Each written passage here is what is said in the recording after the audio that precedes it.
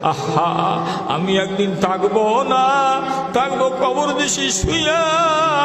সেদিন যেন কলিজার টুকরা সন্তানেরা আমাদেরকে ভুলে না যায়, আমাদের জন্য দোয়া করবে, দান সদকা করবে।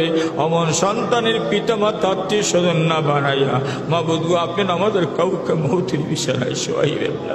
আল্লাহ, মৃত্যুর আগে যেন বুঝতে পারি আমার মৃত্যু এসে যাচ্ছে, দিলটা নরম হবে, চোখে পানি আসবে, পাস্তবা নসিব হবে, গুনাহগুলো মাফ হবে, গুনাহগুলো নেকে পরিণত হয়ে যাবে, ওসিয়াত করে যেতে পারবো। গো আল্লাহ, গুনার হালাতে মৃত্যু দিবেন না, গুনার হালাতে মৃত্যু জাহান্নামের টিকিট। মৃত্যু দিবেন গো আল্লাহ নেক হালাতে, তওবার হালাতে জান্নাতের টিকিট।